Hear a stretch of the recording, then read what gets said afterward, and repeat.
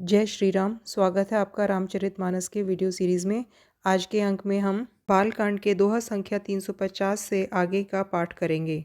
जन्म के दरिद्र को मानो पारस पा गया, अंधे को आँखों का लाभ मिल जाए, गूंगे के मुख में मानो सरस्वती आ विराजी और शूरवीरों ने मानो युद्ध में विजय पा ली।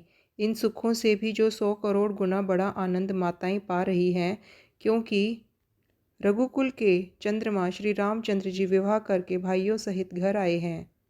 माताएं लोकरीति करती हैं और दुल्हन दुल्हे सुकुचाते हैं। इस महान आनंद और विनोद को देखकर श्री रामचंद्र जी मन ही मन मुस्कुरा रहे हैं।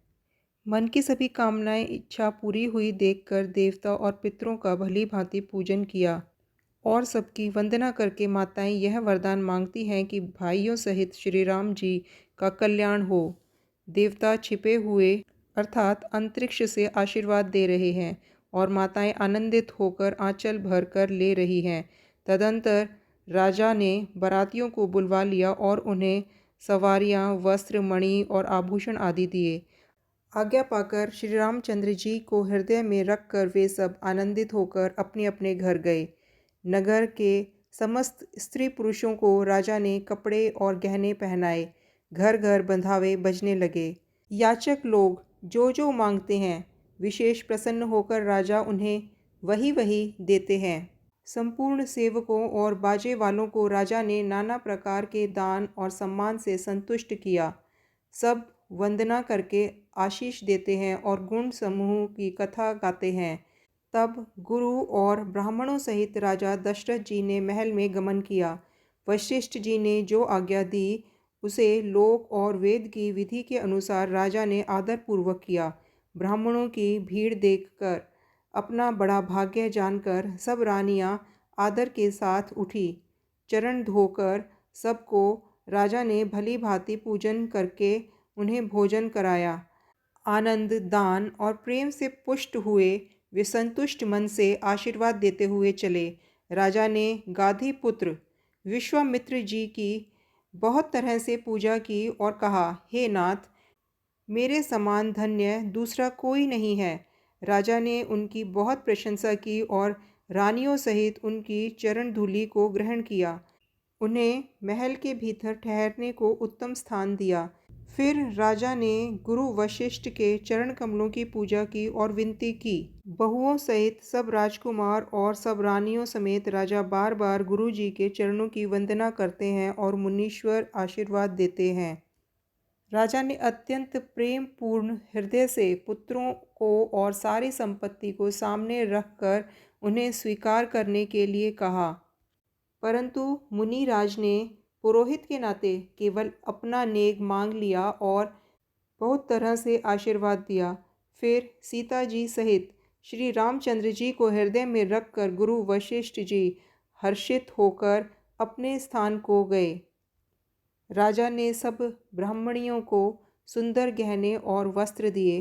फिर राजा ने नगर की सुहागिन स्त्रियों, बहनों, बेटी और भांजी आदि को बुलवाया और उन्हें उनकी रुचि के अनुसार वस्त्र और गहने दिए। नेगी लोग सब अपना अपना नेक जोग लेते हैं और राजाओं के शिरोमणि दशरथ जी उनकी इच्छा के अनुसार देते हैं। जिन मेहमानों को प्रिय और पूजनीय जाना, उनका राजा ने भली भांति सम्मान किया।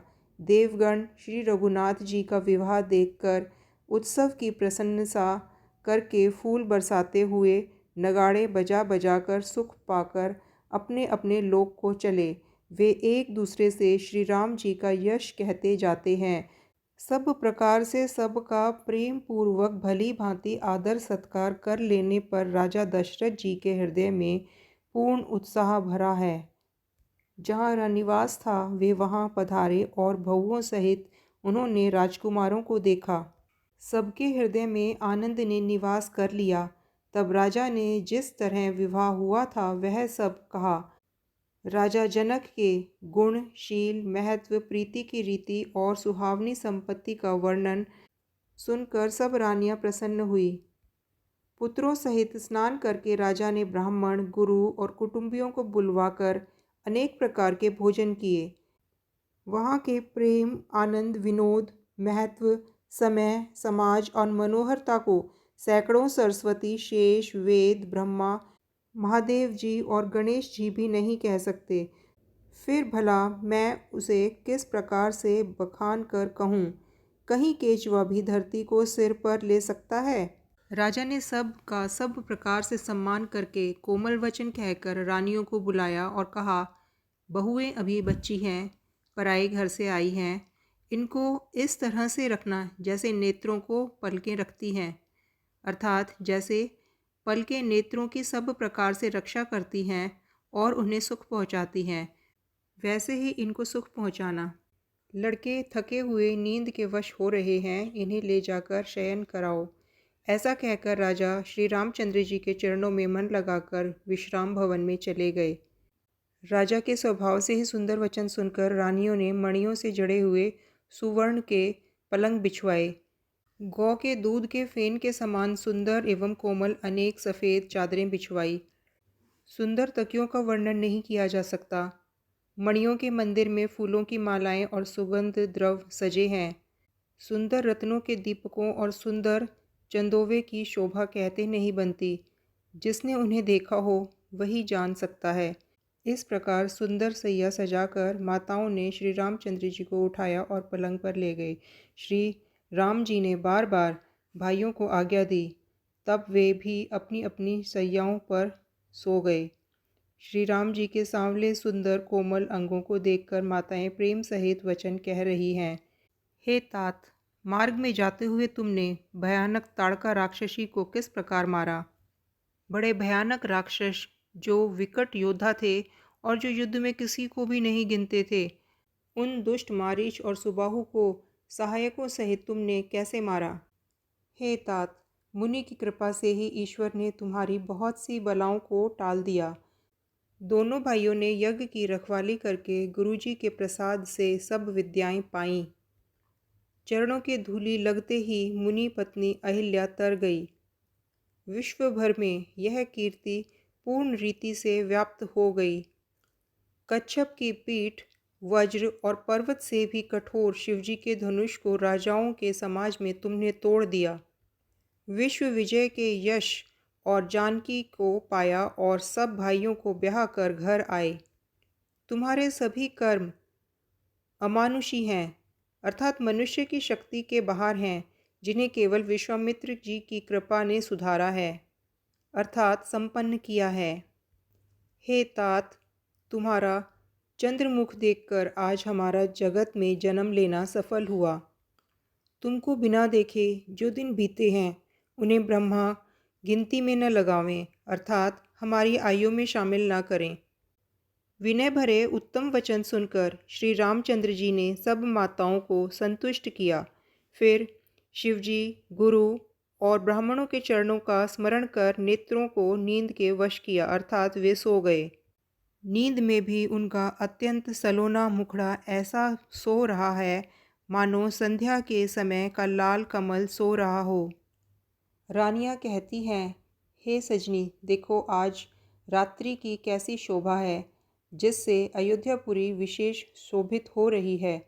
यूँ कहती हुई सासुएं सुंदर बहुओं को लेकर सो गईं। प्रातःकाल पवित्र ब्रह्म मुहूर्त में प्रभु जागे।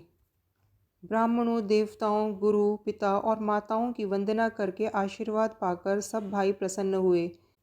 स्वभाव से ही पवित्र चारों भाइयों ने सब शौच आदि से निवृत्त होकर पवित्र सरयू नदी में स्नान किया और प्रातः क्रिया करके पिताजी के पास आए। राजा ने उन्हें देखते ही हृदय से लगा लिया। तदंतर वे आज्ञा पाकर हर्षित होकर बैठ गए। श्री रामचंद्र जी के दर्शन कर और नेत्रों के लाभ की बस यही सीमा है, ऐसा अनुमान कर सारी सभा शीतल हो गई। फिर मुनि वशिष्ठ जी और विश्वामित्र जी आए। राजा ने उनको सुंदर आसनों पर बैठाया और पुत्रों समेत उनकी पूजा करके उनके चरणों लगे। दोनों गुरु श्री रामचंद्र जी को देखकर प्रेम में मुग्ध हो गए। वशिष्ठ जी धर्म के इतिहास कह रहे हैं और राजा रनिवास सहित सुन रहे हैं, जो मुनियों के मन को भी अगम्य है। ऐसी विश्वामित्र जी की करनी को वशिष्ठ जी ने आनंदित होकर बहुत प्रकार से वर्णन किया। वामदेव जी बोले, यह सब बातें सत्य हैं, विश्वामित्र जी की सुंदर कीर्ति तीनों लोकों में छाई हुई है। यह सुनकर सब किसी को आनंद हुआ। श्री राम लक्ष्मण के हृदय में अधिक आनंद हुआ। नित्य ही मंगल, आनंद और उत्सव होते हैं। इस तरह आनंद में दिन बीतते जाते हैं। अयोध्या आनंद से भरकर उमड़ पड़ी। आनंद की अधिकता अधिक अधिक बढ़ती ही जा रही है। शुभ मुहूर्त शोध कर सुंदर कंगन खोले गए। विश्वामित्र जी नित्य ही अपने आश्रम चले जाना चाहते हैं, पर श्री रामचंद्र जी के स्नेह और विनयवश रह जाते हैं। दिनों दिन राजा का प्रेम बढ़ता देखकर महामुनि विश्वामित्र जी उनकी सराहना करते हैं।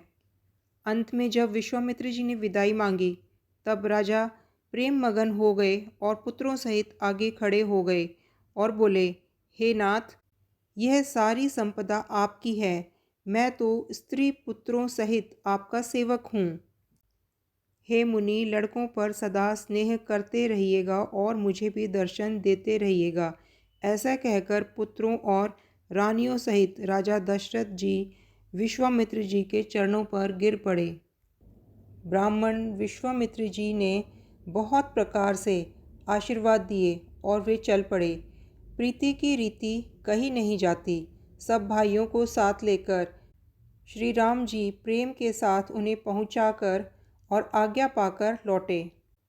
गाधी कुल के चंद्रमा विश्वामित्र जी बड़े हर्ष के साथ श्री रामचंद्र जी के रूप, राजा दशरथ की भक्ति, चारों भाइयों के विवाह और सबके उत्साह और आनंद को मन ही मन सराहते जाते हैं। वामदेव जी और रघुकुल के गुरु ज्ञानी वशिष्ठ जी ने फिर विश्वामित्र जी की कथा बखान कर कही। मुनि का सुंदर यश सुनकर राजा मन ही मन अपने पुण्यों के प्रभाव का बखान करने लगे। आज्ञा हुई तब सब लोग अपने अपने घरों को लौटे। राजा दशरथ जी भी पुत्रों सहित महल में गए। जहाँ तहाँ सब श्री रामचंद्र जी के विवाह की गाथाएं गा रहे हैं। श्री रामचंद्र जी का पवित्र सुयश तीनों लोकों में छा गया। जब से श्री रामचंद्र जी विवाह करके घर आए हैं, तब से सब प्रकार का आनंद अयोध्या में आकर बसने लगा। प्रभु के विवाह में जैसा आनंद उत्साह हुआ, उसे सरस्वती और सर्पों के राजा शेष जी भी नहीं कह सकते। श्री सीताराम जी के यश को, कवि कुल के जीवन को पवित्र करने वाला और मंगलों की खान जानकर अपनी वाणी को पवित्र करने के लिए तुलसी ने राम का यश कहा है। नहीं तो श्री रघुनाथ जी का चरित्र अपार समुद्र है, किस कवि ने उसका पार पाया है। जो लोग यज्ञोपवीत और विवाह के मंगलमय उत्सव का वर्णन आदर के साथ सुनकर गावेंगे, वे लोग श्री जानकी जी और श्री राम जी की कृपा से सदा सुख पावेंगे।